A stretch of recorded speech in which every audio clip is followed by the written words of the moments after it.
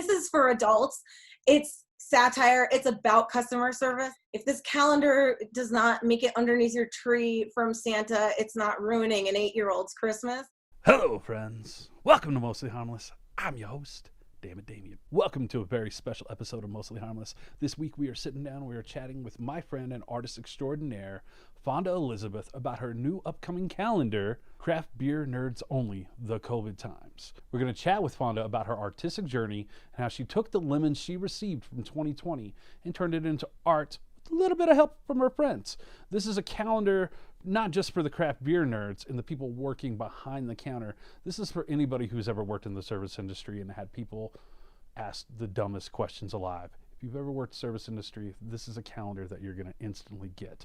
One of the things I loved about Fonda this year is it's been a crazy year, and I really wanted to know how she could use her art to make the world less scary. So that's what we're going to talk about in today's episode. If you like what you hear on this new Mostly Harmless 2.0, where not everything is a band, not everything is music related, please hit that subscribe button right here on YouTube, buddies. Subscribe to YouTube. We're also on Spotify, Stitcher, iTunes. That's the best, easiest, freest way to support us. If not, check us out on Patreon. Throw us $1. I promise to only spend that $1 on beer. I've rambled way too much, so let's just go ahead and start this episode and start this chat with my dear friend, Fonda.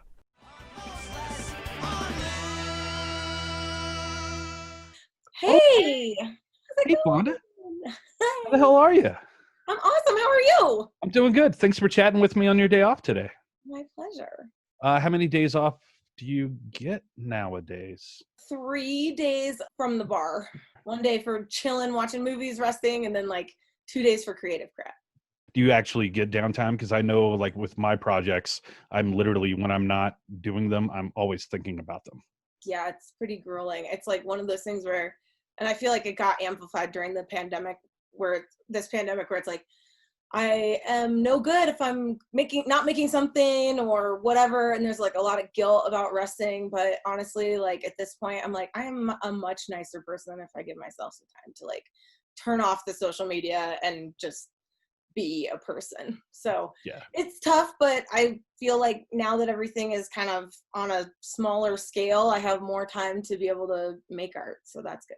It's been an interesting year for finding creative outlets for everything. So today I just want to hang out. I want to have like a nice informal chat with you about your upcoming calendar, Beer Nerds Only COVID edition. The COVID times, yeah. Yeah, COVID times. My apologies. Yeah. Before we get into that though, like I'm sure a lot of people like myself, like I've known you from years from behind the bar at True, River North, Prost. Yeah. You're my friend. I've known you a while. We've been acquainted, but I don't really know anything about you. So I just really wanted to know, like, how did you end up in Denver? How did you come here? Because you're not a native, right? No, but I kind of practically am. My mom and dad moved here from Massachusetts in 1999. Oh, okay. Yeah. I'm from the 90s. Born in the 80s, but from the 90s. So yeah, we moved out here, and then I kind of did like a little back and forth stuff where I lived in Vermont for a little bit, and then finally came out here in 2001. This place was completely different back then. I just remember my first weekend in Denver. I wanted to go to the art museum because I'm an artist, and I was like, I need to go. And I took my dad's car and I drove down to Spear Boulevard, and I got a parking spot right remember where Watercourse used to be, but it's City O City now. Oh yeah. That street was every parking spot was completely open. There wasn't a single car on the road. And I wheeled into my little spot, put the money in the meter, and went down to the art museum. I was like, this place is a dead zone. Now you can't find parking. So, yeah. Well, these days it's kind of a dystopian thing going on. But either way, yeah, like that was 20 years ago. At this point, I feel like I'm a Coloradan because I moved here when I was 17. Have you always been an artist even before you got here? Yes. How do you remember how you started on this track of creating and drawing? I was a kid. My mom, so I grew up in like a really active Catholic family, and my mom was in choir practice, and I was in the kids choir, and I was in the adult choir. But before I started singing in the adult choir, I'd go with my mom to choir practice, and draw in the back with the organ player and choir director's daughter. And her and I would sit back there and draw. And I would do copies of Disney characters, Super Mario. Super Mario was like just about to be like N64. So that's when everything got, instead of 8-bit, it got 3D. And so I drew a lot of pretty much exact replicas of that stuff. And then after that, I was getting a lot of attention because people thought, wow, you know, you're really talented. Like you can just copy this stuff. I started doing like National Geographic covers. I think like every art student probably did the King Tut head. And that was, you know, all the way through school. The time that I went to Catholic school was a little dark for, well, you know, but they didn't have art programs really. So any artistic stuff from 1st to 3rd grade was just like a holiday present thing with your hand for like a turkey or whatever the heck that was.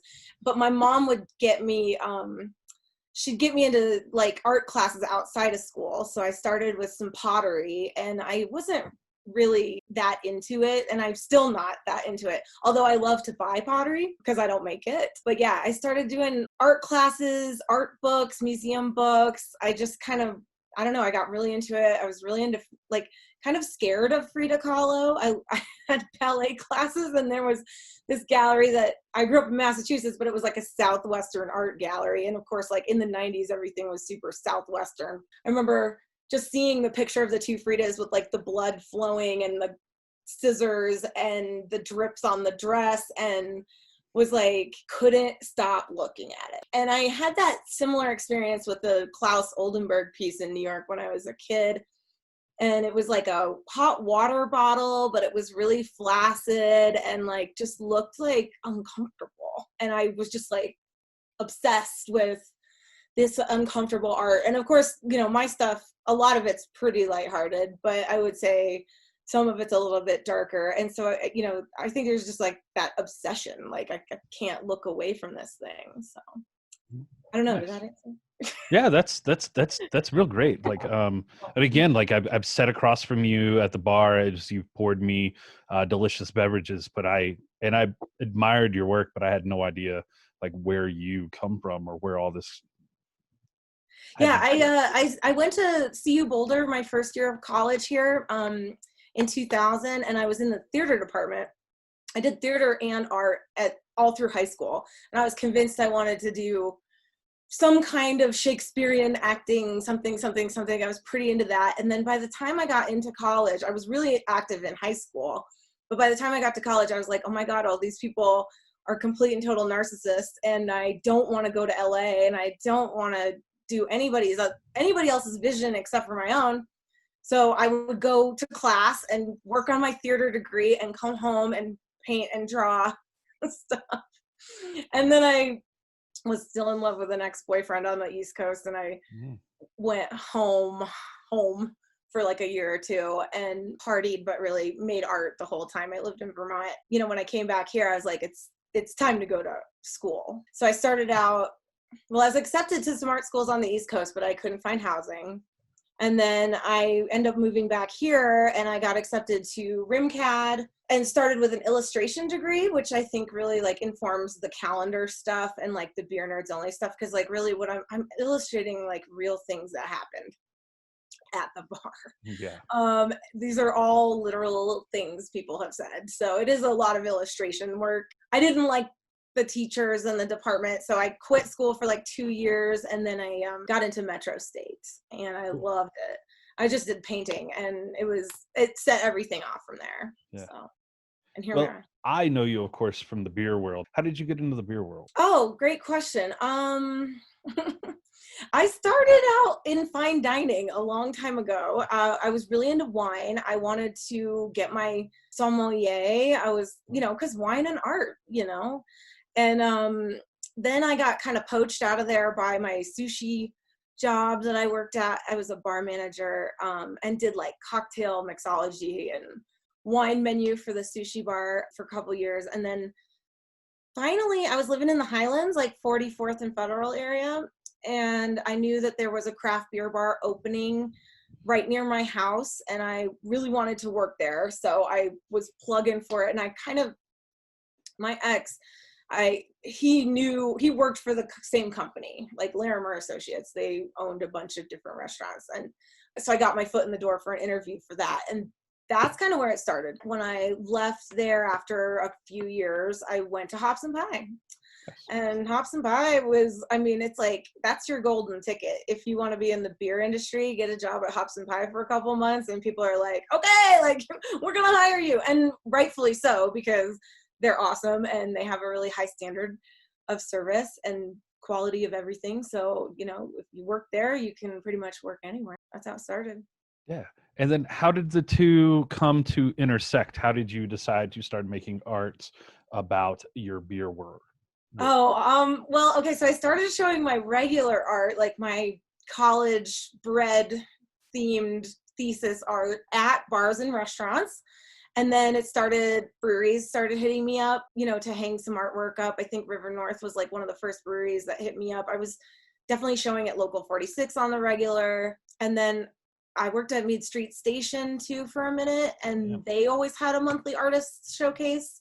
So like between those places, and then like once I got a show at Call to Arms, I was like, I kind of want to do this like weird thing. And I know it's going to be like completely out of my normal like fine art oil painting set. I want to get, this is going to sound terrible. I want to get drunk every day and draw something that somebody told me to draw at the bar. So this is when I was working at True, and I wasn't getting drunk at True doing it, but I was like, okay guys, what should I draw? My old work was all about birds. It was birds everything. So I was like, okay, what should I have a bird doing? And so people would I had this long list of like the most absurd crap, and I was like, I don't know how I'm going to string this together, but I'm going to do a drawing a day, and it's going to be watercolor illustration style, drawn almost so badly, like intentionally bad. And we're gonna kind of take these little vignettes. And I was even like struggling with it because I was like, this still does not make any sense. And then as soon as I put a drink in every bird's hand, it all made sense. Like it was like, well, they're drunk. So like that's the problem here. Like everybody's really drunk. And so that show, I had my other fine art up with it, which I think is really funny because it was like unnecessary. These tiny little, they were like this big illustrations of birds getting drunk. I just called it Drunk Birds, and people were like head over heels for it. And I was like, okay, this is the dumbest crowdsourced information. I made sure I had a couple drinks in me every time I did the drawing. I ended up with some like seasonal depression at the end of, I did it through the month of January. So I drank heavily through January, and by the end I was like, oh my God, I've got to stop drinking for a little while. But people were really into it. So after that, Call to Arms wanted me to hang art again. And I was like, I got to come up with something. So I don't know. I think it was like the combination of these drunk birds. And then I was just like, oh, it was the GABF. Everybody was so just pissed because like people were, you know, they're belligerent. Like it's like a 3-day weekend of just binge drinking. So people say really stupid stuff. And we were all, I was like, guys, this is it. I sent out a text to all my people, my community, shout out to y'all. And they sent me every dumb thing that somebody said for the weekend. And I had a show ready to go by the beginning of the next year in like February. That's 3 years ago. So, so what is it like to bring these two worlds together, the world of the art and then your quote unquote day job of making beer? It seems like such a natural idea, but at the end of the day, when you're at home working on this stuff, does it feel like you're still at work at the bar? Yeah, I kind of feel like at this point, it's a little bit more of like a public service to my comrades in arms because they look forward to it so much. And I think now at this point, I'm really just like doing this for them because it's like a release from the tension and pressure that us service people deal with. Yeah. And there's people that buy this that aren't just in the industry that really like it, but it's like kind of like my one little chance to be like, hey guys, like sometimes people say stupid stuff. Yeah. And we have to just sit here and take it. So yeah, that's you know, it's like a cathartic like thing, you know. Yeah. No, and I love that. I was a bartender at Illegal Pete's for some time. I've worked in music venues as a bartender. I and just working at Illegal Pete's in service, just in service and retail, period, you get some of the dumbest questions. And so even though I haven't worked necessarily in the craft beer scene, when I look at your stuff, I immediately get it. I immediately get that like, oh, you motherfuckers. God damn. Yeah. And everybody does. Like when they see it, they read it, they chuckle a little bit, and they're like, oh, dealt with that guy. Yeah. So it's like, okay. So in a sense that your art is also kind of teaching people not to be assholes too, right? Hopefully. That would be awesome if we like got a little like schooling on this. I don't know. I'm not sure. Yeah.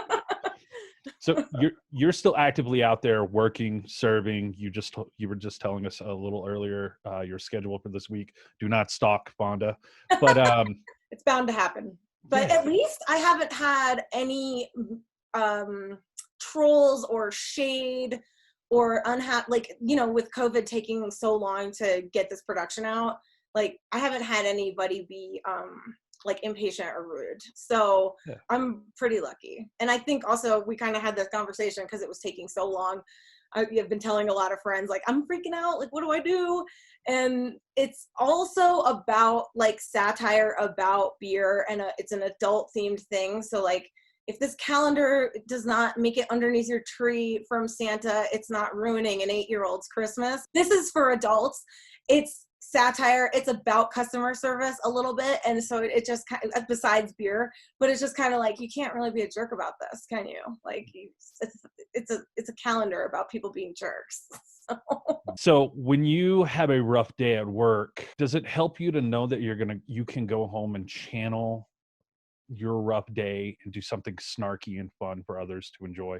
I don't know if it like directly, like it's like, oh, this, like it's when somebody says something that's just particularly like funny or even like absurd or ironic, I can chuckle and be like, oh yes, I'm doing this right. You know, some days like I don't want to like put my whole other mission in here, but I will say that like we all struggle with some mental health issues because of some of this. And so I think that I take it home sometimes and don't feel good for like a day or two. And it's just because I lose a little faith in humanity each time a day's worth of crap piles up. And, you know, we're dealing with so many rules these days. And I think that like having to kind of constantly like herd the cats and like make them follow the rules, and that can get pretty tiring. So like I can't take that energy and be like, I can make a drawing about it. Like it's more like, I'm really sad. Humanity sucks. But you know, then you have a day where it's like everybody's super fun, and that's what it should be, is it's like we are serving you fun. So let's have fun. That's what I want out of all of it. Winter weather is here. How are things now? Interesting.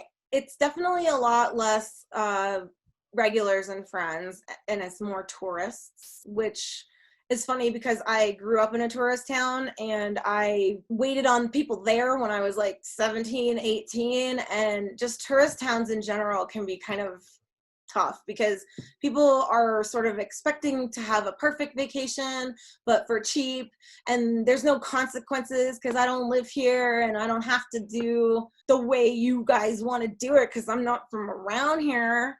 And it's like, okay, like that doesn't mean you get a free like get out of jail free card for being a jerk. Like, I mean, come on. So that's where we're kind of at now. Like, I like it when people complain about the cold because I'm like, I'm sorry, let me turn the weather up for you. Like, what am I supposed to do? You're really being like a pain about this?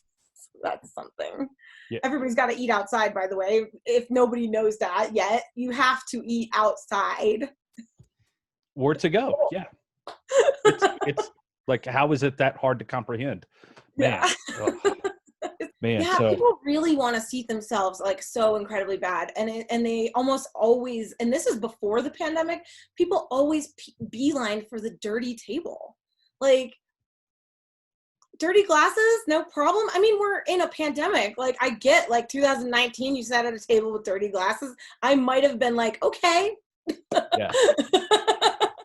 Not sure why you picked that one out of the 8 others that are around it that are perfectly clean. Oh man. But it's like people, I don't even know, like people gravitate to the weirdest stuff. Like that's where you want to sit. Oh, okay. All right. I don't know why. It must be the best table because it's got glasses on it. I wish I knew. Then we could figure it out, and then we could treat it with some kind of, we need treatment. So I don't want to keep you too long on your day off. Man, this is wonderful I'm having already. fun though. I am too. This is great. I love the cartoons in this year's edition. What's your favorite cartoon that's going to make it in the calendar this year? Oh, my favorite in the calendar this year.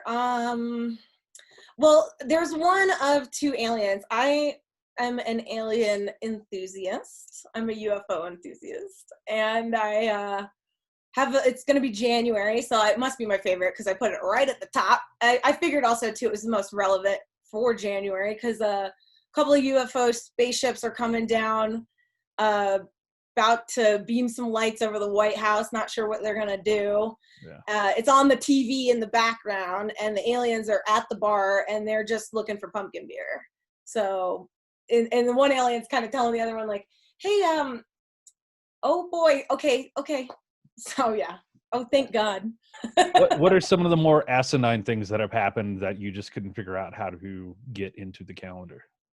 The last 2 years used to be a lot more about beer styles specifically. Like, I hate, I like the one in the calendar this year is like, I hate stouts, but I love porters. Do you have anything on nitro? Stouts and porters, and if you get into semantics with a brewer, they're totally different. But honestly, like, look it up on Google. They're interchangeable. Like, it's not really that definitive. Yes, a porter's a little more roasty, like, whatever. But like, or people being like, I like lagers and ales. Do you have anything like that? That was like from the first year. And lagers and ales are literally every beer. Every beer falls under these 2 giant umbrellas of either a lager or an ale. That's how you make beer. It's the making of the beer, the process that's called a lager or an ale. People don't know that. They think ale means amber beer, which is close. It's true, but there's amber lagers. So we have a little bit of a situation there. And then like this year, it was just like the mask and the rules and the distancing. Like, so there's a lot of mask jokes. Can I get a straw for my beer? I don't feel safe drinking out of a glass. And like the pigeons got the mask like nose out. And there's a dumpster fire happening in the background, and like that kind of stuff, like the paranoia, but then like the illogical stuff. Yeah, it was really hard to source good information just about like beer styles, because I kind of feel like this year beer sort of lost. Yes, we are all buying it and we're all still drinking it. It sort of lost its glamorous appeal. Like somehow, unless you're we have like joke names for guys, Haze Bros. I've got one, I call them Stouty Boys. The smoothie cereal chasers. Like these people are like, that's it. There's like that one tiny little group of people, and then everybody else is like, beer, yeah, okay, I'll have one. So, it lost its like the collectability of it. It's like I'm no longer collecting that I've had every brewery in Colorado. I'm just drinking every day starting before noon, like, and it don't matter what it is. Yeah, I'm on a diet with the exception of I'm still drinking, and I'm like, why am I not losing any weight? Oh, it's all the excess calories. Yes, it is. I know. So I changed my diet too this year. I am now gluten-free. Oh. So I actually don't drink beer like I used to. I'm a seltzer drinker, and y'all have to just get over that. But honestly, like the month that I took off while I had COVID last month, and I didn't drink the whole month, I was looking good. And I didn't know you had COVID. Oh yeah. How did you get it? Any idea? No clue. There was one gal that I worked with, but tracing the amount of time that we had seen each other in the time frame, it could have been her, and I'm not mad at her for it. She's better and I love her. Yeah. That's the only other person I knew that was in my like immediate work home circle that had it. So, she works at a different restaurant, and I think people were coming in to work maybe a little bit sick. This is like before everybody had to serve outside. And it was like right around Halloween. and I hadn't seen her for like a week before that, but I guess now like they are saying it can like gestate for like 8 to 9 days before you even show Yeah. symptoms. How bad were the symptoms for you? It was like more just like a lot of sinus stuff, which they don't say, and that's what was mysterious. Like I was sneezing like 50 times in a row. What else? Body aches, really tired. I had a headache like the first day, but I already get migraines, so that was like something that I wouldn't be surprised. But yeah, I really, I got better pretty quick, I guess, considering like I had a negative test within 2 weeks. My husband took like 2.5 weeks. So it was a long wait for both of us to go back to work because we weren't allowed to go back until the two of us tested negative. So what do you do with all that time? I made a calendar. You made a calendar. Oh, I love it. I got that ping on my phone from the Colorado thing, and I went and got the Q-tip shoved up my nose, and really a lot easier than I thought it would be. And yeah, it is. I think I did it probably 10 times. I've only done it the once, and I feel like a hero. You're the real American hero here. My nose is permanently gorged. So I don't want to keep you too much longer. One of the fundraisers that I'm trying to promote this month is Save Our Stages. You've been in Colorado a very long time. Do you have a favorite music venue here in Colorado? Oh man, God, it's been so long since I've been to a music venue. I know. I mean, you're wearing the High Dive shirt. Gotta love the High Dive, man. I've seen probably more shows there than, yes, love you guys. High Dive, I liked a show at the Gothic. Like, I enjoyed that place. Yeah, the Gothic's probably, Bluebird, Gothic, High Dive are probably my 3 favorites. Yeah. Well. Yeah. I mean, I've been to the Fillmore plenty of times. That was, always like, I mean, shit. The first time I tripped acid was at the Fillmore. Your parents might watch this. They know. What makes the High Dive special to you? I mean, friends, obviously. It's like Cheers. You go in there, everybody knows your name. Obviously, I don't work on Broadway anymore, but you could go in there and find somebody to talk to no matter what. The weird layout, the funny window in the side of the stage. Yeah, wow. You could stand and watch this show from the waist down of a bunch of artists. It's just like kind of a home. It's like going home. I have lots of friends in the music industry, obviously, in there. Yeah. I mean, I'm grateful that I feel like art's getting a little revival. People are excited to look at art now because there's nothing else to do. And I feel a lot for my musician friends and roadie friends. During like the pandemic, a lot of breweries are having a hard time. Still, it's cold outside. If I love a brewery that maybe you work at, what's the best way to help ensure that it exists once all this is over with? I would definitely buy to-go beer at the brewery. I think that's like the number one thing. And then also tip on it. I know a lot of people used to not tip on to-go beer, and I completely understand that you're not getting like served and stuff, but we're still kind of making our whatever little hourly that we get, and we're here, doing that. I think buying merch is also good because like merch, I used to do merch for places, you have to invest a lot up front. So to get money back on merch is always a good thing. But yeah, I mean, as far as like going outside and drinking, I would also say like,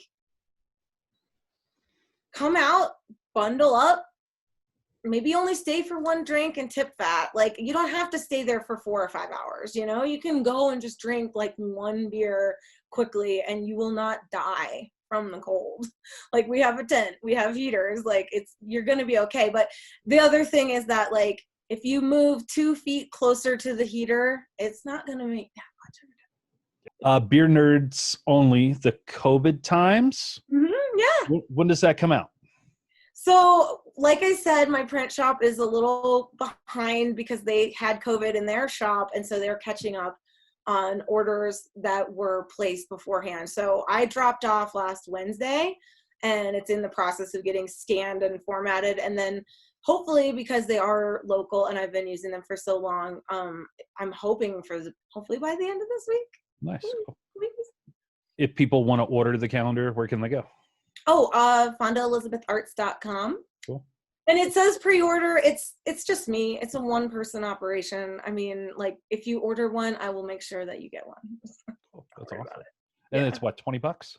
$20 unless you want it shipped. I use USPS priority mail, so it'll be 28. There's two options. You can choose Denver pickup or shipping. So Cool. I've been meaning to order one for years and I haven't, and I apologize. I'm going to go order one as soon as we're done with this chat. Anything else you want to throw out there, Fonda, before I let you go enjoy your day off? thank you. I mean, honestly, I've been toying a little bit with this being my last calendar, just because things have changed and I'm kind of running out of material. You never know, though. A year's worth of beer nerds coming in saying funny stuff could change that. But if you really want to get one, this is be the year to do it. And actually, I think this one is like colors. The detail is pretty great after the last 3 years. So this is a keeper. Nice. Well, I Yeah. can't wait to get it. And then also, like, the artwork itself is still great Thank you. after a year, so you can just cut that out of the calendar, hang it on your wall. I used to work at a frame shop. I tell people that all the time. Frame calendar art, yo. Or in my punk zine days, I would save calendars because you get really high quality art, and then you could make punk flyers and stuff with it too. Maybe I not love flyers, but just ideas for people to save their calendars. That's I have awesome. a lot of old calendars. I do too. I don't throw them away. I just can't. It's like, I might be able to use this in 10 years. So I'll wallpaper my bunker with it. yeah. I'm so glad that like my just local community supports me. And like I had to tell myself earlier, it's like I'm still a valid artist. I make good stuff that I literally can stand behind, and the people that do support me is enough. I mean, I'd love more, but it is what it is. Like I don't want to be greedy about social media. Like whatever. Take a break. It's terrible.